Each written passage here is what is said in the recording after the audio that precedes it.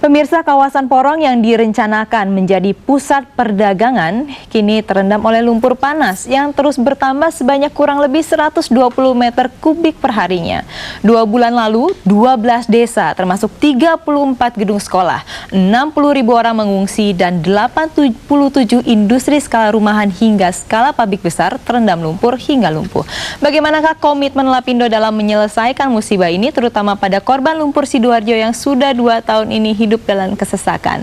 Terima kasih pemirsa, Anda masih bersama kami di Special Dialog dengan topik menagih komitmen Lapindo. Anda juga dapat berpartisipasi dengan menghubungi kami di nomor telepon 021 58 3022. Ya Ibu, balik lagi ke permasalahan yang tadi sempat terpotong mengenai komitmennya. Nah, selama ini 2 tahun ini apa saja implementasi dari komitmen sosial yang Anda janjikan tadi? Ya, sebetulnya kalau dibilang komitmen adalah dalam rangka kami menjalankan peraturan Presiden nomor 14 tahun 2007.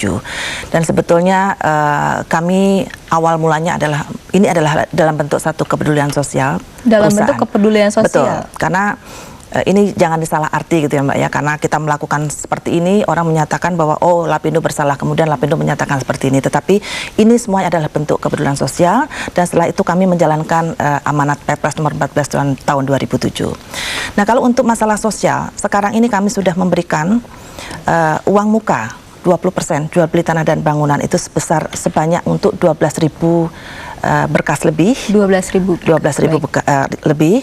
Nah, sementara mereka untuk melakukan proses itu kan tentu saja ada satu pembiayaan sosialnya Mbak ya.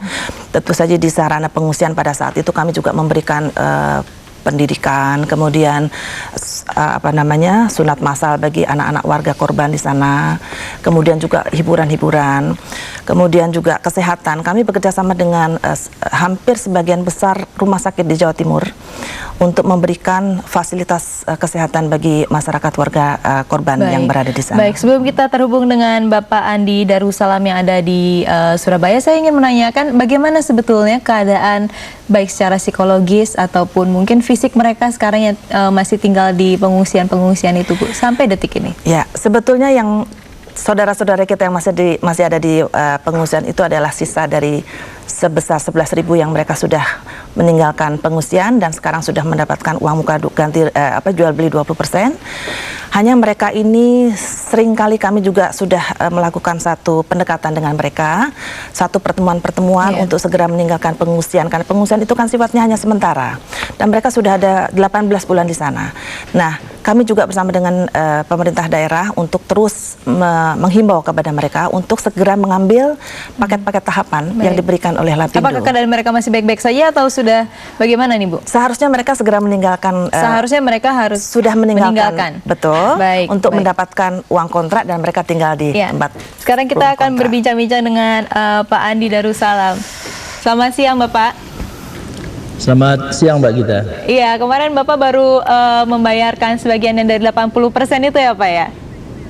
Iya, sebagian dari sisa yang kita harus selesaikan dalam ikatan jual beli. Iya, baik. Bisa Bapak ceritakan ini sejauh mana nih Pak?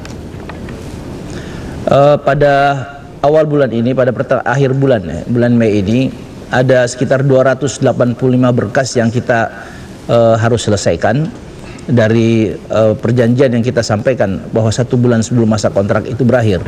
Nah, 285 berkas ini ada 151 berkas yang dapat diakte jual belikan dan ada 134 berkas yang tidak dapat dilakukan AJB. Itu pemisahannya berdasarkan apa Pak? Layak atau tidak layaknya, bisa atau tidak bisanya berdasarkan apa ya Pak? Berdasarkan sertifikat yang mereka punyai. Jadi bagi semua warga terdampak yang mempunyai sertifikat SHM ataupun SHGB, itu kami dapat melaksanakan langsung akte jual beli sesuai dengan ketetapan yang telah dilakukan. Sedangkan yang tidak dapat dilakukan jual beli tersebut itu adalah data-data yang seperti dengan adanya letter C, petok D, dan kemudian ada SK Gogol dan lain-lain itu. Dan itu adalah bagian yang kita akan melakukan resettlement. Baik, untuk surat-surat yang lengkap Pak, bagaimana nih proses prosedurnya? Apakah mereka sudah mendapatkan semuanya atau masih banyak menunggu hingga tahun 2009 ya?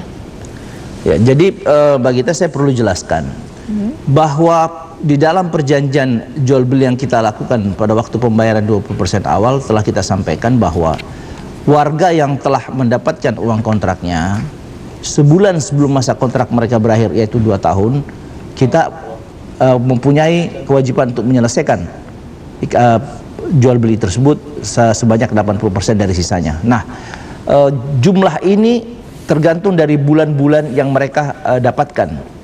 Sehingga kalau kita melihat dari data yang kita punyai, penyelesaian yang secara tuntas nanti insya Allah baru kita bisa selesaikan di sekitar bulan Oktober atau November tahun 2009. 2009, berarti tahun depan ya Pak ya? Ya. Nah, bagaimana dengan yang petok C, dia yang tidak mempunyai surat lengkap dan masalah resettlement rumah ini, apakah mereka tertarik atau justru mereka menolak dengan resettlement yang ditawarkan oleh Lapindo ini Pak? Kami sadari bahwa sosialisasi yang kami lakukan ini masih harus terus berlangsung. Kita juga melakukan pertemuan-pertemuan intensif dengan perwakilan-perwakilan mereka untuk memberikan penjelasan-penjelasan bahwa resettlement itu tidak akan membawa yang lebih tidak baik terhadap kehidupan mereka yang ke depan. Kita juga nanti insya Allah besok akan telah menyerahkan rumah, sejumlah 11 rumah yang mulai awal dari hasil sebuah perjanjian antara warga yang menginginkan resettlement itu. Dan Baik. kita akan laksanakan di tempat resettlement, yaitu di Kahuripan Nirwana Village. 11 rumah dari total berapa rumah Pak yang disediakan? Jadi sekarang yang telah melakukan perjanjian resettlement ini ada sekitar 1020 warga. Kemudian yang non AJB yang sekarang secara resettlement murni, Iya, itu resettlement sekitar 60 warga. Ya, 60 warga yang telah mendaftar, dan pada hari-hari ini kita tetap melakukan beberapa kali perjanjian-perjanjian PIJB terhadap warga-warga yang menginginkan resettlement tersebut. Baik. Dan bagaimana para pengungsi atau korban dari lumpur Sidoarjo ini bisa mengetahui bahwa dia yang berhak mendapatkan rumah pertama atau mendapatkan nomor urut paling terakhir? Ini berdasarkan kriterianya dari mana ya Pak ya? Sudah ada data pada waktu mereka melakukan pemesanan awal, Mbak Gita. Jadi berarti semakin lama insya Allah mereka kita menyelesaikan, tidak ada. Oke. Berarti semakin lama mereka menyelesaikan ataupun memenuhi prosedur, maka semakin lama juga mereka akan mendapatkan resettlement itu. Maksud Bapak seperti itu?